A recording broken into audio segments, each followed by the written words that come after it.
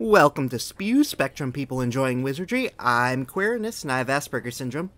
I'm Lavender, and my daughter Abby Kadabi has nonverbal autism. And I now call this 9th meeting of SPEW to order.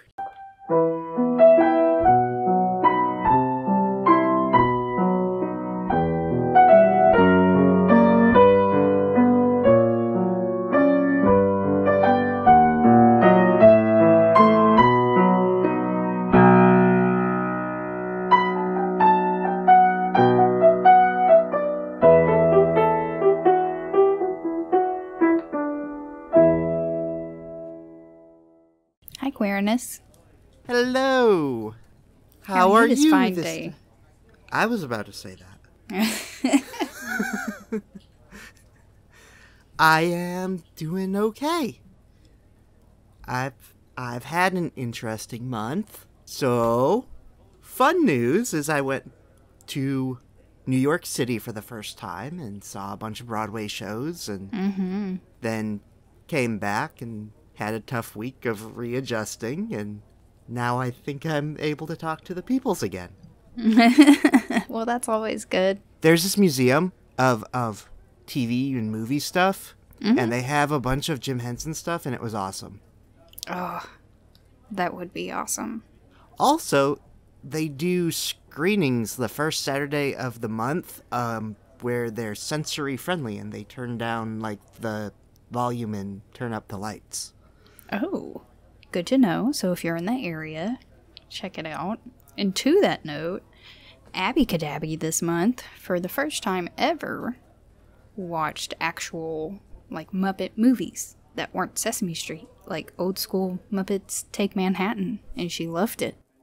Yay. So that's super exciting in our world. We're getting a little tired of Sesame Street after 9.5 years. I saw Big Bird. Now that's exciting. That's an event. He was behind a glass case, but I saw Big Bird. And Elmo. Abby would have lost her mind. So what have you been up to this month? This month has been a little, weird. For us, school just started back up, and so we're just, like, the whole household is just trying to get back in the swing of things, and it's just been, like, constant.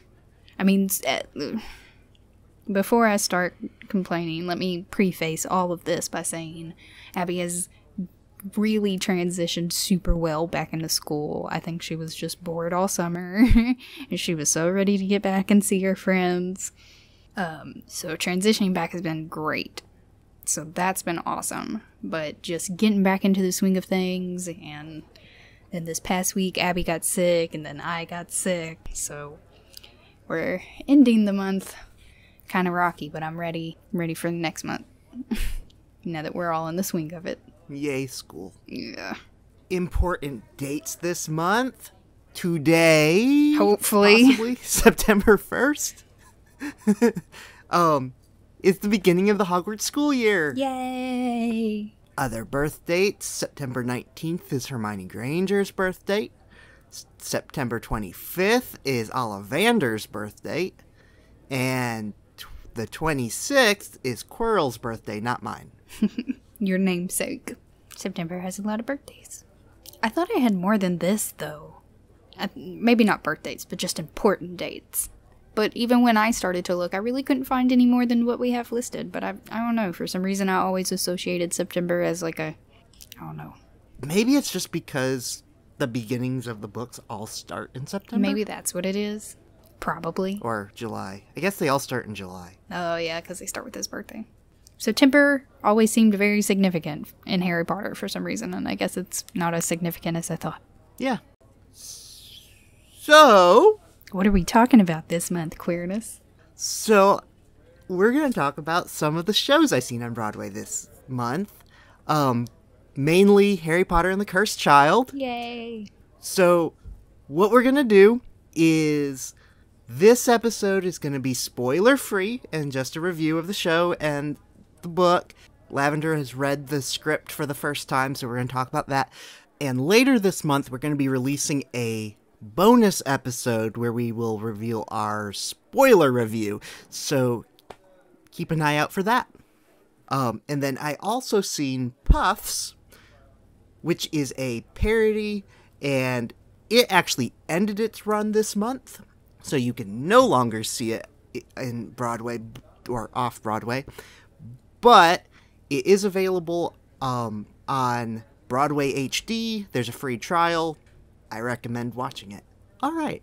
I guess the first thing I want to talk about that you cannot see in the books is the choreography.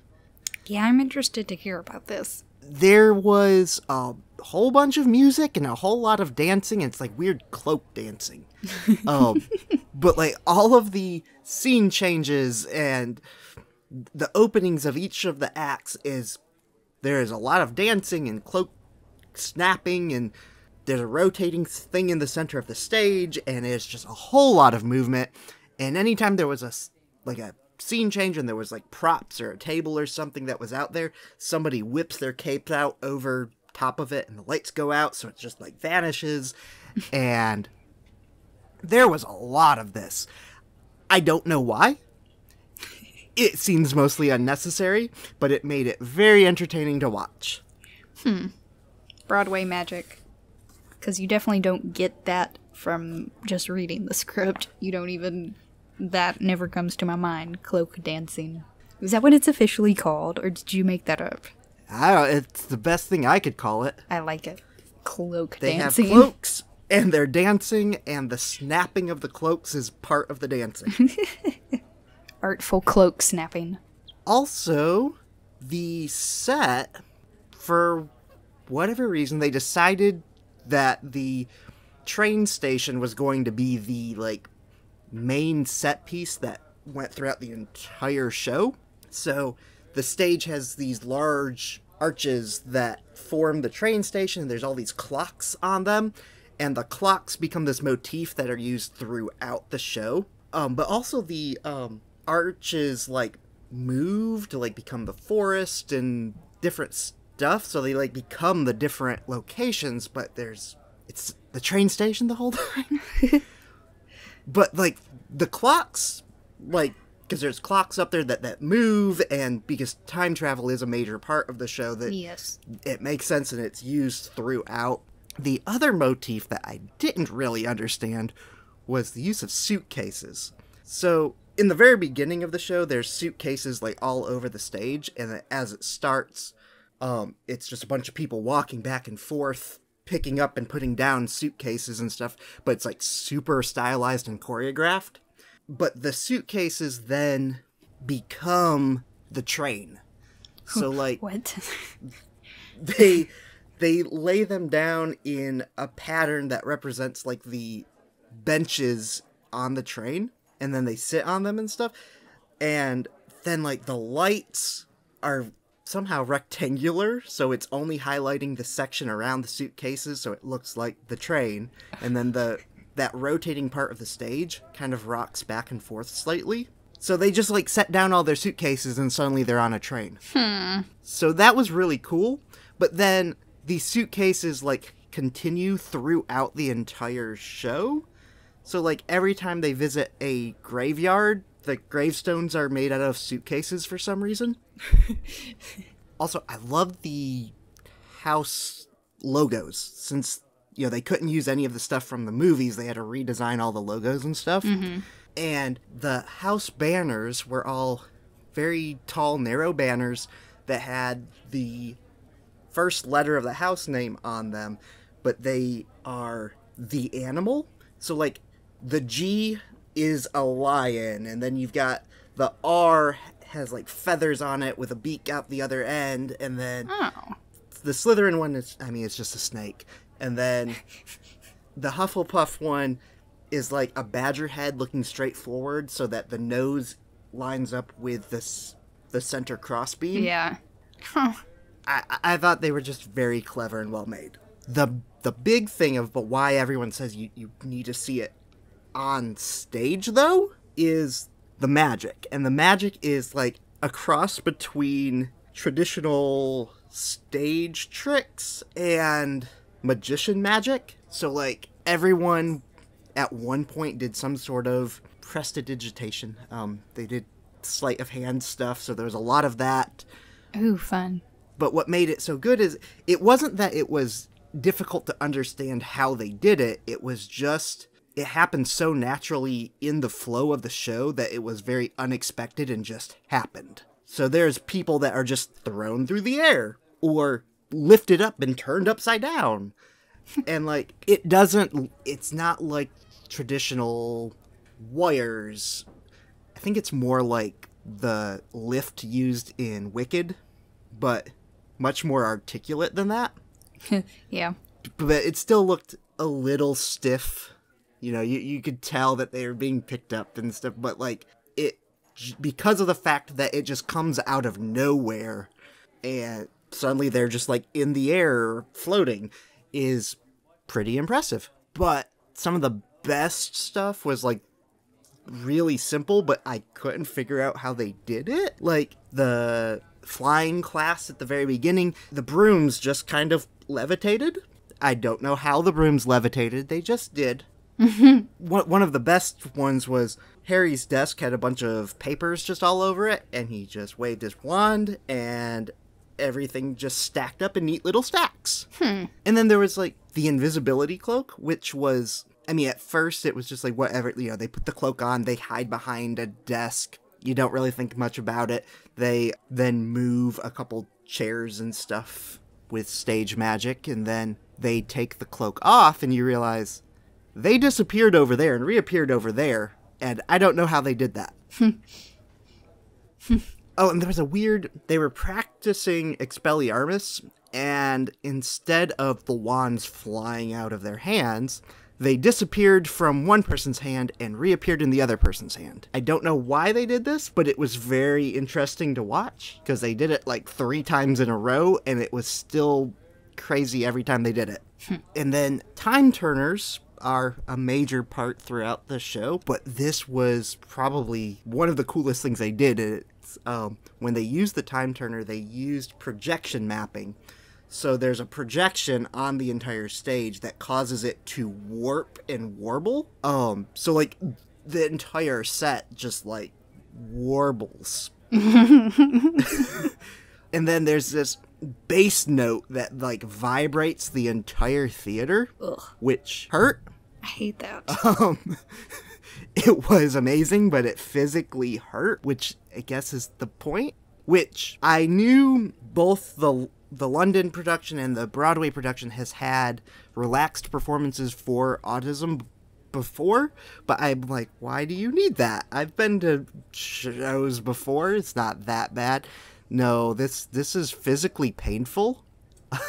Because the bass notes are so loud and so deep that it literally vibrates you. See, and that's one of the reasons I hate concerts, like live, really big scale concerts, because of that right there. I hate that. But this is like part of the effect, which is interesting. Was there anything that you wanted to talk about when you read it? I mean, non-spoilery? I finished it very quickly because, you know, just as a longtime Harry Potter fan who had never read this, I was really just, and as somebody who just finished the books again, you know, you just want more. So I tore through this thing relatively quickly. The only reason it took me as long as it did is because I had to work. That's really the only reason. And I enjoyed it. I definitely want to see the play. It's definitely much better in person. There's, I should say, a lot of plot holes and retcons that, seeing it in person, you tend to just kind of ignore them and just enjoy the experience. Enjoy it, but when you're reading it, it's very much like, that's not how that works at all. Right. It was a little frustrating, and it still left me wanting more, as I'm sure most people would say. But I still definitely want to see the play. Does it ever come to our city? You know I'm so out of the loop. It is not touring at the moment. There is now, I believe, 6 productions worldwide. So there's one in San Francisco that is just cast and the rehearsals are beginning. So they are slowly adding more productions. There probably won't be a tour anytime soon. And based on the special effects that it requires, I doubt that there will be a tour anytime soon, and if they do, they'd probably have to change some of this stuff. Well, that's highly disappointing. Highly. Also, I want to rant about the playbills for a while, because it's dumb. Go ahead, Quirinus. So, actually, it's not a playbill, it's a show bill, which is the same company, but I don't know that. I've tried looking up the difference, and I got 3 different answers. But there's 2 show bills, one for part 1 and one for part 2. Oh, I didn't actually mention this. The show is 5 hours long, and you have to get 2 tickets to see part 1 and part 2, so you can see the whole thing. Wait, what? The reason it's 2 tickets is because you can either see it on 2 consecutive nights, or you can see it all in one day. So it's 2 separate productions, but it's, a 5-hour show with a good long... Actually, it's got 3 intermissions, basically. Yeah, I am astounded. I have no words. That is excessive. It is, yes. Wicked isn't even 5 hours long. It definitely allows it to feel more like the books and less like the movies, because it can be longer. But it's very long, and it didn't actually feel all that long. It was actually not that bad to sit through. Well, that's good, but it's, goodness. It's kind of like a movie marathon. You watch a couple movies, and then you take a 2.5-hour break, and then you come back and you watch a couple more movies. But anyway, 2 separate show bills, one for part 1 and one for part 2. They were identical, other than the cover, which the cover's nice because they're inverted. So you want both of them, so you can display both of them. But the internals were exactly the same. And what was even more annoying about that is the cast list actually has a warning that says do not read the cast list until the end of part 2 to avoid spoilers. And I'm just like, what? Why don't you have 2 different cast lists then? The audacity. But also, I only got 1 button, so they have this reputation where they hand out these buttons that when it first started, you got one at the end of part 1 and one at the end of part 2, and they said, keep the secrets. Now they only handed them out at the end of part 1, and it just said Cursed Child NYC on it. But yeah, button. So did you go to both shows in one day, or did you do 2 consecutive nights? We did both shows in the same day. Whew. It started at 2, and then at 4:30ish we got out. It was a 2.5-hour break, and then at 7:30ish it started again. Also, there's 20-minute intermissions in the middle of both parts also. Mercy. I still want to see it, but mercy. Now I know what I'm prepared for. And the other show I saw was Puffs. Puffs is a parody about Hufflepuffs, and it is absolutely fantastic. It does not have an intermission. It's just an hour and a half straight through. Not bad. But at the very beginning, they said it was 5 hours split into 2 parts, which made me very happy. Little satire for you. The part I actually enjoyed the most was the way they got around copyright. So, they did things like Dumbledore was only referred to as headmaster. There were some names that were changed because they were too copyrightable. So, they never said Hogwarts. They only referred to it as a certain school of magic and magic. Yeah. Which is also kind of a joke in itself, because at one point they refer to it as male magic and female magic. And then the houses were the one thing that they really changed.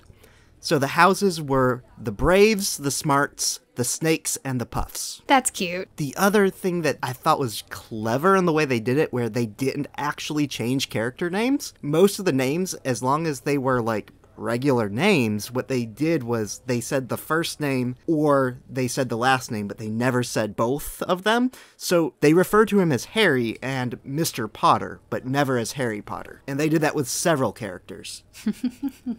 But then there was a couple prominent Hufflepuffs that they did like, give them nicknames. So, like, Justin Finch Fletchley became Jay Finch Fletchley, and Susan Bones was Susie Bones. So there was a couple of those. But overall, I was just very entertained about how they got around all the copyright stuff. I also very much enjoyed the way they represented the different houses. Rather than just having, like, the different colored scarves, the different characters would have something different depending on what house they were supposed to be in. So the Braves had a red scarf, but then the Smarts all had a stack of books. The Snakes had like this silver crown made of snakes, and then the Puffs had like a small handmade yellow pennant flag, which was very entertaining. Also, that there's this scene with Dementors that was different. Not like, they very much were not the way they were like in the movies. It was this ginormous thing, and it was quite terrifying, and it was very well done. Also, I absolutely loved Voldemort's costume, because it was very clever. I don't know who came up with this, but basically, he was wearing a bathrobe. Instead of a bald cap, he was wearing a swim cap, and he had a breathe right strip over his nose. Kudos to the costume people.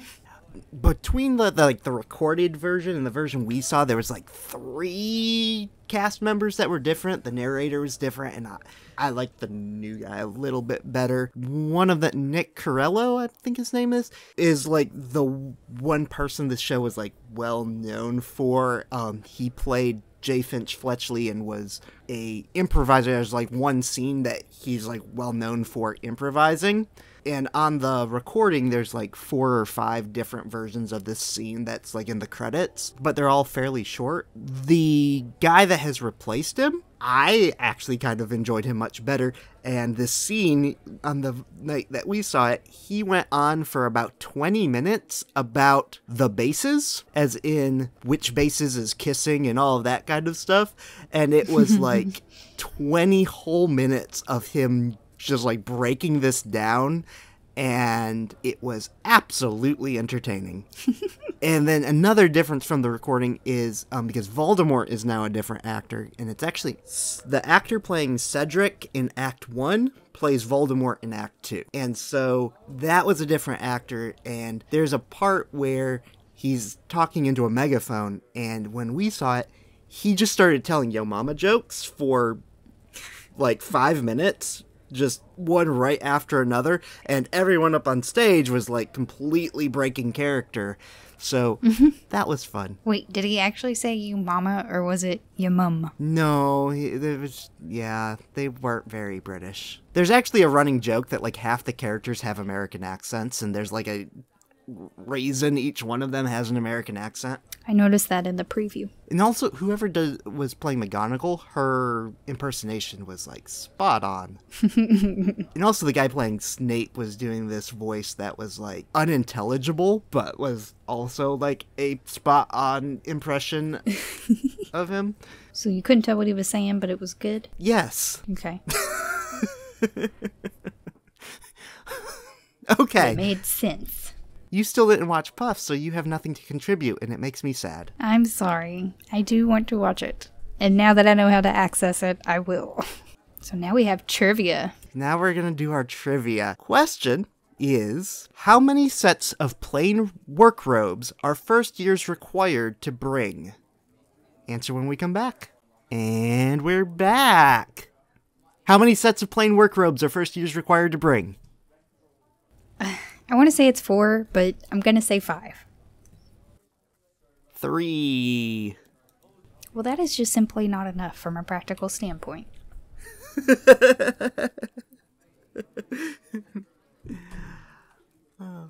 At this point, I would like to remind everyone how they can send us owl mail. You can send us owl mail at spewcast@gmail.com. Or you can send us a howler by calling 407-706-SPEW. That's 407-706-7739. Or you can click the link in the description, or using the Anchor app. And you don't have to use your real name. Use Harry Potter names. All right, you want to move on to news? Let's do it. All right. More not news this month. There is several news articles circulating about how J.K. Rowling has lost her billionaire status by donating to charity. Again. It happened in 2012. It's not new. It's just a article came out about it, and then all these other news sites jumped on it and acted like it's something that just happened. That's not how news works. That's how the internet works. That's how the internet works. Tom Felton has posted a picture of himself teaching Emma Watson to play guitar in their PJs in South Africa for some reason. So the internet thinks they're secretly dating. I stand this. Don't you? We got a couple updates. So, Rowling's former personal assistant, Amanda Donaldson, has now declared bankruptcy because she has debts totaling over £61,000 and has not paid back any of the almost £19,000 that she owed, and so Lumos will not be getting any of that money. Boo. There is also new revelations about Daniel Radcliffe's relative who owned the jewelry store and reported the theft, and then the police declared that there was not a theft, and then he killed himself. So, we now know that he actually had 2 previous insurance claims from break-ins and had successfully gotten that money. So this was now the 3rd insurance claim. Also, the investigation found that he was in debt for the same amount of money that was stolen. Also, that very awful anti-Semitic comment that was in the police report was not actually from the police, but was from a police informant and was a direct quote from that police informant. Oh, well, okay. There's that. So, that's all very disappointing, but apparently he may have faked the break-in. The Warner Brothers Studio Tour now has a special late-night Halloween tour that will be starting at £240 a ticket. Also, there will be pumpkins hanging from the ceiling. Of course, there better be. For £240, they better have pumpkins. Yet another first edition of Philosopher's Stone has sold for £28,500. This one was bought from the Staffordshire Library for £1. Also, the sale happened on J.K. Rowling's birthday. Another story that has been circulating is about a Dave and Ruby Dunlop. Grandparents with way too much money. They had a playhouse built for a 2-year-old that is Harry Potter inspired. It is 2 stories tall. It has an owlry. It has a broomstick swing. It has a bedroom. This thing took 6 weeks to build, and then it was relocated and then put together in 3 days. Nice. Okay. There's a new book coming out in October called Harry Potter Exploring Hogwarts, a illustrated guide. It is a illustrated book that has a bunch of facts from both the films and the books. People are excited about it, and I'm not sure why. Yeah, me neither. Funko has announced 9 new Pops, all wearing Yule Ball costumes. So, to complete your collection. to waste more money on a collection. Yeah. John Oliver, during his Lion King tour, has recently told a story about the first time he met J.K. Rowling. It was during his first trip to America to do stand-up routines. He had round glasses, and audiences would often make fun of him for looking like Harry Potter. And J.K. Rowling was sitting in the first row, and after the show came up and hugged him, and he was just freaking out because apparently you come to America and you meet J.K. Rowling, and that's just how it works. That's funny. And so she hugged him and then told him he looked just like Harry. So that was a fun story. And now we're moving on. There is a new app coming from the wizarding world. So this is kind of the first thing that we have seen to come out of the wizarding world online since it was announced. So the app is available in New Zealand currently, but is basically a app version of Pottermore. There's going to be news, polls, and a weekly fanzine called Wizarding Weekly. That'll be fun. That'll be coming out soon. Also, in the most recent Wizards Unite fan weekend special thingy where you have to collect the shiny stuff, McGonagall has dialogue that states that over 74% of the SOS people, the players, are Hufflepuff. Wow, that's a lot. It most definitely is. Hufflepuff has very recently become popular. I see this. More horrible stuff is happening at the Warner Brothers Studio Tour. So, in early June-ish, there was some glass found in burgers. And then around June 19th, an employee found glass in a muffin. They then conducted a full investigation and found metal pins that are used in the exhibit in 13 muffins. What? So all of the shops were closed for the day. The employee that found it was suspended, which she then turned around and quit because they were blaming her for this. And 5 days later, they found plastic in cakes. However, the police are not calling this one purposeful. But anyways, this stuff is still happening, and so now that former employee is now suing them. So don't eat there.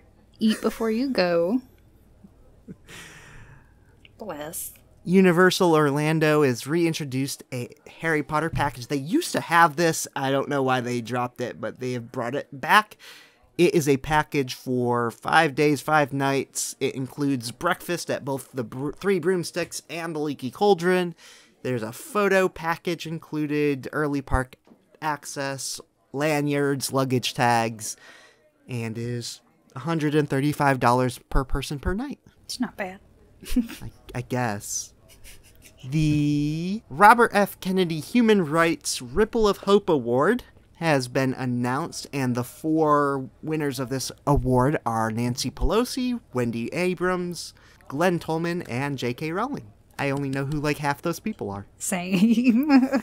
Major League Quidditch championships in Richmond, Virginia have ended this month. The Boston Knight Riders defeated the Austin Outlaws 195 to 160, and they won the Benepeak Cup for the 3rd time. Nice. Also, because of that score, I'm like, I must research this because I don't think they use the scoring that's used in the books, and they don't. I don't think so either. They have changed the rules multiple times and had just changed the rules again. So basically, at either 18 or 20 minutes in, they release the Snitch and the Seeker. So that ensures that the game is going to last at least 20 minutes. Because it usually only lasts about 5 minutes after that point. Yeah. Also, the Snitch is only worth like 30 or 40 points depending on the rule set. So the score was actually 8100 when the Snitch was released, and the score actually still got up to 195, 160. So Daniel Radcliffe is starring in the Playmobil. I always thought it was Playmobil, but he was pronouncing it as Playmobil. Okay. I don't know if that's a British thing or if we're just pronouncing it wrong. Either way, it's like Lego ripoff. But anyways, there is a Playmobil movie. It was pushed back to December. He's starring in it, and so he's been on a bunch of talk shows and radio shows and stuff this past couple months. That's why I've been seeing him out and about. Okay, I haven't heard anything about this, but I've been seeing more Daniel Radcliffe on the internet, which is rare, because he doesn't like social media. Yes, that is why he's been in so many stuff. Emma Watson has helped finance a new legal advice helpline for women who have been sexually harassed in the workplace. Also, she's going to be starring in the new Little Women movie that comes out in December as well. Because we need another rendition of Little Women. Well, why not? Also, she posted on J.K. Rowling's birthday a old Halloween photo of her, J.K. Rowling, and Ivana Lynch, and she's dressed as Wonder Woman. Ivana Lynch is a cat person. Or a fox. I don't know. And J.K. Rowling has a demon head protruding from her face. Yeah, it's a little scary. It is a little bit scary. The Harry Potter Alliance has a new initiative called Dumbledore's Army Fights Back, and it is a new initiative to stand up for immigrant rights in America. Nice. And now our autism news. Tennessee has become the 50th and final state to require insurance companies to cover ABA therapy. Yep. This one is just more of a really weird article that I came across, more than actual real news. But researchers at Vanderbilt think alpacas may be able to cure autism. They have found that alpacas have a really weird immune system, and their antibodies are like super stable in acid and heat, and so they could do a lot of research on it, and they have found that they can use them to visualize and possibly regulate the PPP2R4D2 enzyme thing that is linked to autism, Alzheimer's, and a bunch of other stuff. So What? it sounds like a bunch of nonsense backed by supposed science, but it was a thing. I thought it was interesting. You busted me the link for this article. I didn't see this. So I found this because on Twitter I've been following just like a bunch of different autism and Harry Potter things, and one of them normally posts just absolute nonsense autism research, and that is where I found this. But this is a actual thing that did happen. You're right. The Autistic Self-Advocacy Network, ASAN, who helped develop Julia for Sesame Street, has now cut ties with Sesame Street over recent PSAs. And we talked about these briefly a couple episodes ago, that they were working with Autism Speaks for a couple Screen for Autism PSAs, and ASAN doesn't have a problem with the actual ads. The ads are decent, they do exactly what they said they were going to do. The problem is the Screen for Autism material that Autism Speak is trying to direct you to. Of course. So this material, according to ASAN, tells parents to blame their difficulty on their children. It treats autism as a terrible disease that can be cured, which is what Autism Speaks tends to do and gets in trouble for quite frequently anyway. Yep. That's what they're known for. And actually instructs parents to grieve after diagnosis as if their child had died. So, there's that. Rude. Well, good on, good on the Self-Advocacy Network cutting ties. I wouldn't want to be associated with that either. Alright, you have anything else to add? No. Okay. I don't think I do. I'm glad you had a good time in New York. It was fun. Came back with a lot of good stuff to talk I about. didn't get too lost. Although the compass on Google Maps doesn't work super well apparently, so I ended up walking the wrong direction several times. Really? You can follow us on Twitter at Spectrum People. You can find us on Facebook at facebook.com/spewcast. Mm-hmm. Our Instagram is at spewpod. Yeah, you can send us a owl mail or a howler at 407-706-SPEW. That's 407-706-7739. Or you can email us at spewcast@gmail.com. I'd like to thank Joan Burr for our theme music. Mm-hmm. Thanks, Joan. And until next time, I'm Quirinus. And I'm Lavender. And as Luna Lovegood says, don't worry, you're just as sane as I am. Bye. Bye.